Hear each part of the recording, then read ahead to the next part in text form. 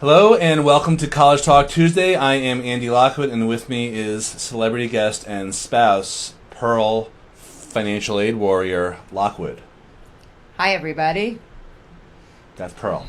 So here's what we have brewing for today. We're going to be talking about how to ensure college ROI, meaning return on investment, which really implies two things. One is getting it for the lowest price possible, and two, it means getting something out of it more than what you put into it.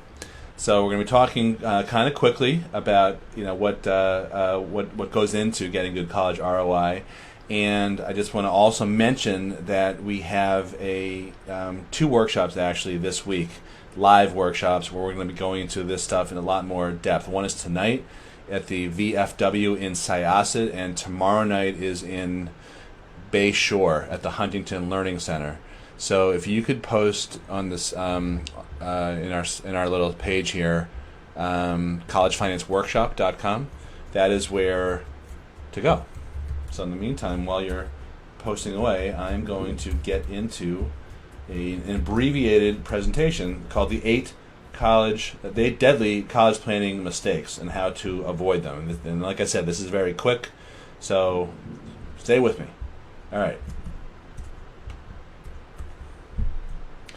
The biggest mistake, I think, is that people take a scattershot approach, meaning that they go see a whole bunch of colleges that they can't get into. They lust after them. They are very preoccupied with rank.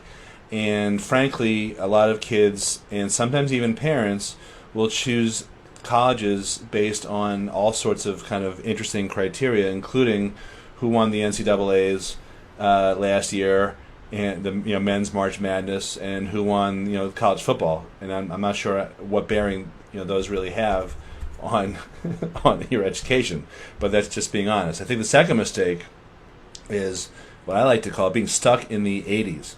So Pearl, how many times have you heard that someone will say, parents say something like, "Wow, I can't believe that blah blah X is so hard to get into. It wasn't like that when we were going to college." Right. Or if I were applying now, I could never go to the school that I went to, somebody would say. Yeah. And I just can't believe it. So that kind of puts them in sort of a little bit of a shock, I guess.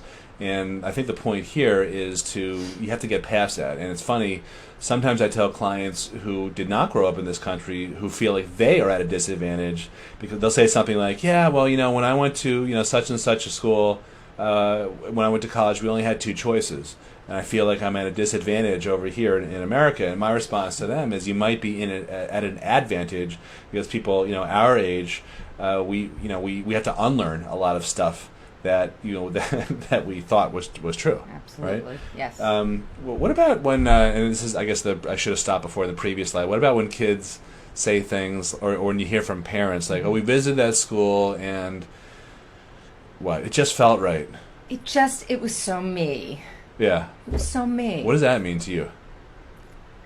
To me? What does that mean to you, and what does that mean to anybody? I think you got to dig a little deeper. So we hear things about the college experience, or the way which I solo know to this day what that means, because there's probably 25 different college experiences or something. Or I just really like the way the building was laid out. The buildings were laid out. You ever hear that one? Absolutely. Yeah. So none of those really have anything to do with stuff like graduation rates or job placement or access to professors or support from the Career Center in terms of alumni support, networking, resumes, all that type of stuff. I think that, okay, it's fine to have a sort of visceral, and we're guilty of it also. Mm-hmm. We've seen some schools where with our kids, and they come away thinking, "Wow, that is unbelievable!" The game room, the swimming pools, right. or the perks. I remember we don't have to name the school so to not pick on it, but a couple of years ago we walked into a place and I think you started singing the theme to Sanford and Son because it was like a dump. It was. Yeah. So we wouldn't want our kids to go there. even though we're giving the advice not to be swayed by superficial, visceral type reactions. Right. But I guess the point is that is it's legitimate and it's fine. We're not judging, but don't stop there. And actually, it's just a matter of what you're prioritizing. And with all due respect, that feeling, it's so me, should not be the top of your priority list. Hopefully, when you're investing $250 and upwards of that $1,000 in a college education, hopefully it's connected a little bit to more of the return you're going to get eventually from that investment. So, in terms of the mistake number 2 here, being stuck in the 80s. So costs are much different than when we were all growing up. Yesterday's safety schools are today's reaches, and frankly, the environment that kids are facing today is much more challenging than when we went to school. So, in terms of college costs, they have gone up at something like 1,100% over the last 25 years compared to cost of living, which is 300%. And in terms of the environment that kids are getting out into today, something like 50% of college grads who got out of college 2 years ago still don't have jobs that require a college degree. So they're working at, they're offering you macchiatos and things like that at Starbucks and Domino's and what have you. So those are very real, notwithstanding whatever politician is talking about how great the economy is. Those are actual real statistics that have a bearing on your kids, our kids. And then not to mention all the debt loads, the huge debt loads out there, and kids. There are now kids coming home, more kids coming home from college, as opposed to moving out. That just recently happened. I think I saw that maybe a month and a half ago. So there's some pretty bleak things happening out there that are different. Yes, very much so. Okay, well, how did just quickly? So let's talk. You want to pick on a couple of colleges that were like safety schools when we were growing up? Sure. I mean, so Pearl grew up in Long Island. I grew up in Massachusetts, and some of the schools that are today's hottest colleges are not where the best and brightest kids back when we were growing up. And I'm guessing you're the same way where they went. So you pick a school. Okay, Northeastern. First one I was that going comes to to pick mind. Sorry. Okay, that's my school. All right. So You have the other one. Northeastern is now 46 in the country. And back in the day, it was like a regular local school. Not bad, not good, just a regular school. But what they did to go from sort of mediocrity, run-of-the-mill, to jettison themselves up to number 40, whatever, in the country is pretty instructive. And what it tells you, and I'm not going to get into it because we covered that in a recent presentation, but what they did is game the ranking system. And what you need to understand as a parent, or if you're a teen, who's headed to college, what you should understand is that this is why you shouldn't just focus on rank, because it's easily manipulated both legally, the way Northeastern did it, and I could discuss that. I could spend an hour on that, or illegally, the way schools like publicly admitted schools like Emory and GW and Tulane and a bunch of other schools have talked about. And those are the ones that were just caught. Yeah, it wasn't like there was widespread outrage from a whole bunch of other schools, because they all do it. It's like the doping, the doping scandals in the Olympics or whatever. Well, and you know what? Other sports. Bringing it back to your original point, it's not like these rankings are connected to the employment rate of their graduates, their recent graduates, or how much money everyone who graduated from that school in a particular year is making. I mean, these are things you at least want to be in the forefront of your return on your investment when you're making such an investment into a college career. Yeah, if at least consider it somewhere. Maybe it's not at the forefront, but whatever you can do. It's important. Yeah. Keep fidgeting with your computer. Sorry. What's with you? Are you just fidgety? I'm a little fidgety. Okay. I have all this excess energy I have to get rid of. Pearl never has a second cup at home, except she has like 3. Okay, so how did this all happen, right? This is how it happens. It's their marketing. Colleges are businesses, and if you haven't figured it out, who's sending all those emails and brochures that all look the same, with all the kids frolicking on the quad, even if the school's in northern Minnesota and nobody has a zit and they're all from every possible ethnicity and race and all that, then you should come out from under whatever rock you're living or cave you're dwelling in, and understand that this is a business. And they, like any business, they have expenses. So marketing expenses, all the amenities that they are providing. I mean, you go to most colleges and check out where the kids eat, and you're going to find all sorts of vegan, gluten-free sushi, 5-star steak. It's not mystery meat and bug juice, right?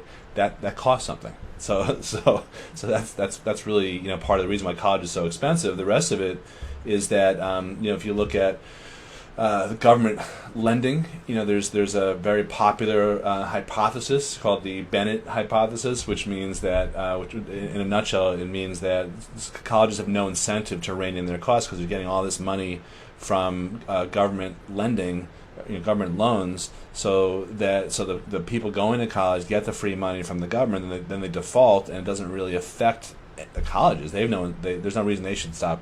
Their whole. Stop charging so much, Absolutely. Right? So it's a perverse incentive. Actually, it's like a Freakonomics type of thing. And then all these colleges are more and more each year not only recruiting out of state to help their diversity. In the case of state colleges, state universities, they're getting higher tuition from non-residents. But every college, private and public, is pretty much now recruiting in other countries, like the Asian countries, particularly China, and the Arab Emirate countries, because they are full price paying students. That's right.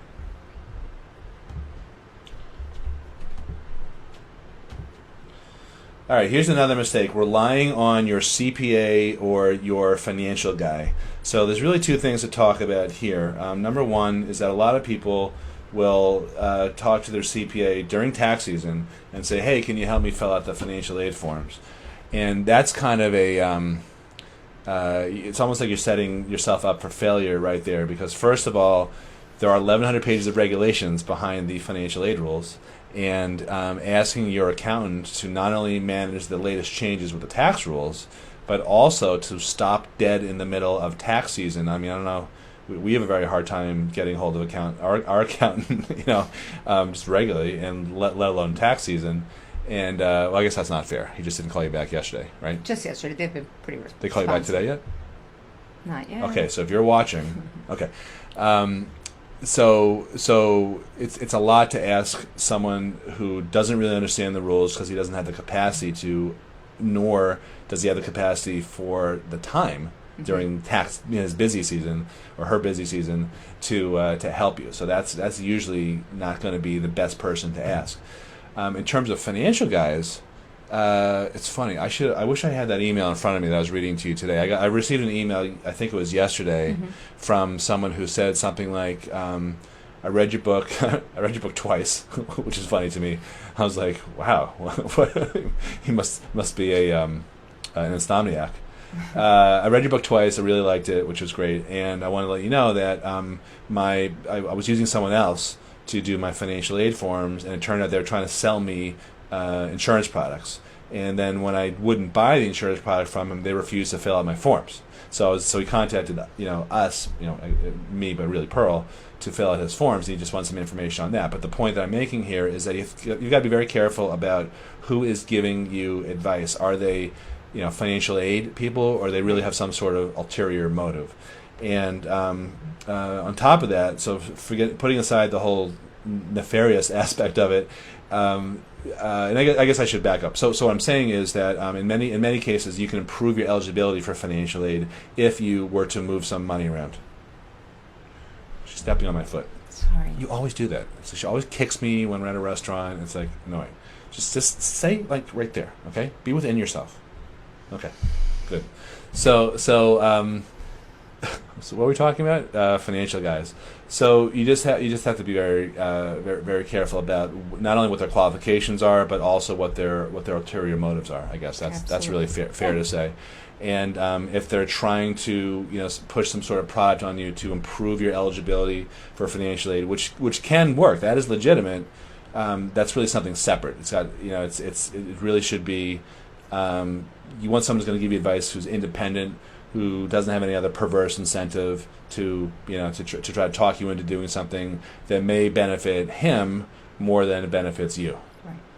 Because in many cases, making those moves and buying products and things like that don't help. So exactly. Yeah, that's a fair way to say it here. Okay. All right, moving right along. relying on your guidance counselor. So this is a kind of a hot topic here, potentially controversial. I guess I should have warned people. So you've got the average ratio of guidance counselor of student to guidance counselor in the state of New York, where we are, is 400 to 1, which is much better than the national average, which is 470 to 1. So what that tells you right there is if you think your guidance counselor can possibly give you the personalized attention that you're hoping for, it's going to be very rare, very unusual for you to be able to get that. I'm not bashing guidance counselors. There's plenty of good ones. We actually happen to like ours for our son a lot. She was great. But you also need to be aware that the odds are against you, and you need to advocate. And if you feel like you're not getting good advice on anything that we're talking about here, chances are it's not anyone's fault. It's just the system. It's the system's fault. It's true. It is your a fault. widespread problem. It's not even an individual school's fault per se. I have heard this from people across the country, private schools, public schools, and most of the issue is that what we're talking about here, the getting into college, that paying for college, the marketing aspect of it, it's just not part of their skill set. It's not how these guidance counselors are trained. They are trained for other things, and their specialty lies in, we have a lot to do. Scheduling, drug awareness, scheduling, pregnancies, truancies. Exactly. This is just not what they're hired to do, and they're not trained to do this.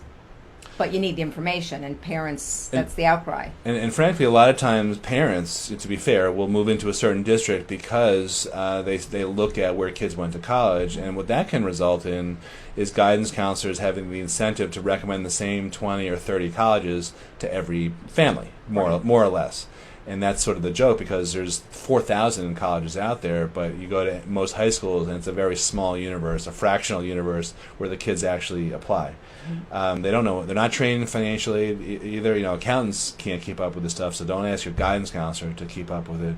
Another thing that's a little more, I don't know what esoteric or I don't know what the right word is, but getting into a top college is, I think, the way guidance counselors tend to understand it, and I'm not blaming them because they use tools like Naviance, which is a very popular college selection tool, but this is also sort of like, it comes from a place where this concept has been reinforced year after year all throughout their education and your kids' education, and it will be for future people, this whole cycle, is that the idea is that they think that getting into college is a pure meritocracy, meaning that if you have great grades and great scores, you're going to do well in the whole process. And when you look at Naviance, and for those of you who don't know what Naviance is, it's a college selection software. It does other things, but most high schools have it, and it will look at a couple of things: your grades, the student's grades, and SAT or ACT scores, and compare that student against the pool of other kids from that particular high school who got in the past year, 3 years, or whatever time period they decide to show data from. The problem is that there's so much more to the admissions decision besides your grades and your scores, so that gets totally blown off by Naviance. And the rest of the issue is that Naviance doesn't look at anyone else other than kids from your school who got in. You're competing with kids all over the world. You're not really competing with kids in your high school. But in terms of the other stuff that is not considered, it's 20 or 25 other factors, including did your parents go to school? Did you win any awards? How many AP classes did you take, or IB classes did you take compared to regular courses? Things like that. Those aren't factored in by Naviance. That's why we personally use a different software when we work with kids that factors in all these other types of things. So let's talk about the truth about how admissions officers actually evaluate you, how they judge you. 2/3 of most competitive colleges' class is reserved for non-academic reasons. So what we mean by that are, for the most part, special categories: underrepresented minorities, international students, legacies, recruited athletes, development cases, and a few other types of things. And just so the term development case may sound weird, but that means ultra rich people who are hopefully going to develop into donors. So like real estate development. perhaps at the school. Endowment development. Yeah, bank account development. Right. So what was really funny was your sister, and we can't, we're not going to use names. Pearl has many sisters. I do. No. So she was talking about friends whose daughter got into a grade school, and son got into a grade school, and soon after, and they were kind of scratching their heads because the kids' grades and scores were really not at that level. And then soon after, they started hearing about all these events, fundraising events that the parents were being invited to. So when we were talking about this the other day over a coffee rant, because Pearl has a daily coffee rant that at some point we'll start airing. She was like, "Yeah, that's what you're talking about, the development case." Right. She just remembered that was from. It's a real category. Yeah, well, yeah, it's just like athlete. Yeah, or by the way, applying early decision is also another category that helps you get in. The comments on that are, number one, it can hurt your ability to get money because colleges will negotiate, especially if you have other offers. But if you don't have other offers, you're removing a big arrow from your quiver, basically. And I guess the second thing is that a lot of these special categories, the underrepresented minority, international student, legacy, and so forth, a kid who has a letter written on his behalf by a trustee or someone like that, all those categories are applying early decision also. So there's a lot of self-selectivity in that early decision pool. Because if you were a senator and you were sticking your neck out for someone, you wouldn't want to help the kid get in, and then the kid is like, yeah, thanks but no thanks, I'm not going. So they require all these types of special categories for the most part to apply early decision. Pearl? Okay. Pearl. Hi. Switching back. Next slide. So what do you do if you're not special? And I don't mean that in any other way other than a special category. Here are my tips. Don't rely on Naviance. Don't believe the published statistics. Rethink your target and safety schools and learn how to answer the question, the one question. So Naviance, I mentioned the flaws before. It's only a small fraction. It roughly covers 60% of the admissions decision. The other 40% is blown off by Naviance. You need to look elsewhere. The second thing is, in terms of the published stats, if you're looking at a certain school and you think, okay, I have a decent shot to get in here because I'm right in the middle of the range, bear in mind that those special categories, just to continue being not politically correct, those special categories tend to drag down the averages. So if you are not a special category, or as I like to call it, you're a plain old white guy or white girl. Or unspecial. Okay, so we're not trying to make fun of anyone, No. and we have many Never. white friends. We believe everyone should have a white friend. We have nothing against the Caucasian race. But the deal is that you have to work a lot harder to get in. So if the published rate is 10%, your real rate as a non-special category might be half that. That's the point there. Yeah, and that's the big rub. That's where we've seen disappointment year after year. People who pick their own schools, really relying on the statistics in something like Naviance. And then what do they say when they don't get in? And then they're shocked. What do they say? It's not fair. Yeah, exactly. Yeah. It's not fair. Good emotion. I should have gotten in. Yeah. Now you're bringing the entertainment rant. value. Yeah, exactly. So, in our response, building. my response is usually either to myself or to Pearl privately. I'm like, who said it's supposed to be fair? Not fair. Yeah, it's not supposed to be fair. No. Life's not fair, But you can decide to do two things here. If you're paying attention to this broadcast, you can either just put your head in the sand and think, okay, I'm just going to go ahead about my my daily life, and it should be a different way. I wish it were different. I'm Or gonna complain until it is different. yeah, or not complain until after the fact, until you're blindsided, even though you had warning. Or you can learn the rules of the game and continue your learning about how it all works, and then you can beat the colleges at their own game. That's sort of how I think of it.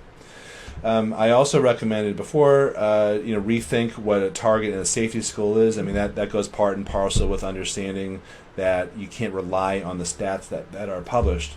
And in terms of the one question that you have to answer, this is a big question when you're applying to college, and you may not, you won't see this question actually anywhere on an application. And that question is, why are we looking at you? Why should we take you instead of everyone else who is the same? Don't be a commodity. Don't be a tube of toothpaste. You know, you can go shopping for toothpaste and you can be confronted with, 4, 5, 6, or whatever different shelves of stuff that are all basically the same. They're all about the same price. They all promise to prevent cavities and so forth. But the challenge is to pick one. How do you, if you are a toothpaste manufacturing person, how do you stand out? Same thing with applying to college. How do you pick how do you say to the admissions officer, well, this is why I'm different than the other 5,000 kids who have the same grades and the same scores? Mm-hmm. All right. This, I think we should wrap up here. I want to talk about the financial aid rules. So if you do not understand the financial aid rules, meaning what penalizes you, what doesn't, what forms are required, and what the deadlines are, then you are going to be screwed. Yes. Right? You're certainly putting yourself at risk, not putting your best foot forward in this process. And we have so many examples of people who got burnt this way because they relied on the guidance counselor. They didn't think to look at the college's website. They relied on the coach who was recruiting them and this and that, and they missed deadlines. And so what you have to understand is that each college has a priority financial aid deadline, and it's up to you, no one else, to ascertain when that deadline is. That's the big thing. And now there's been a change in terms of when the forms are available. So now the main form is available much earlier than it was in every year past. That's right. 3 months earlier, to be exact. In October, the FAFSA will become available. Less than 2 months from now. That's right. Yeah. So, and the information is based on your prior year income tax return, the one that has already been filed, not the year that you're currently in. That is also a change. So, in other words, if you graduate in 2017, it's the 2015 tax return information that the school if you will graduate in use. 2018, 2016 tax return information they will be using. Yeah. So the planning starts earlier than it ever did. It does. And if you have some money in the wrong places, because money in certain places will penalize you a lot more than other places, such as child savings accounts, those are not subject to the prior income look back. There is actually, is there a savings look back? There is none, no. Your assets are entered and determined as of the day you're submitting the form. By contrast, your income is by the 2-year prior tax year. Okay. So that means it might be too late if you have someone who's a graduating senior this year, and if you have someone who's a rising junior, 2018, or 2019, a rising sophomore. You're not too early either. This is the time to get serious about this stuff. It's going to sneak up on you. You may have been sort of, kind of have it swirling around your head, blowing it off for 14, 15, 16 years. But now's the time to get serious, because the Department of Education has just rolled back the income information they're requiring. So now it's 2 years prior, or as they call it, prior. The cool kids call it prior, like Pearl. Yeah. So, all right, so why don't we wrap up here? So that was 5 out of the 8 mistakes that I'm going to be covering tonight. Are you coming tonight? She's got better things to do.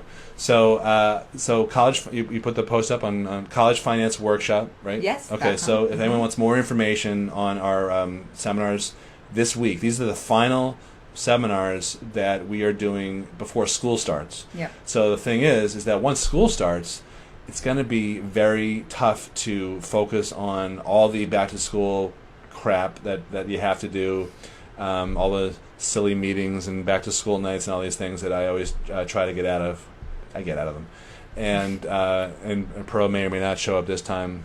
But that plus getting ready for college, if you're a senior, that's a lot. So this is your last, the way I look at it, this is, unless you're on some exotic vacation somewhere, and if you're around in New York on either the Syosset area or the Bayshore area, which is out east and on the South Shore near Islip and Patchogue and all that, that I recommend that you come. And both events are listed at collegefinanceworkshop.com, which Pearl allegedly posted.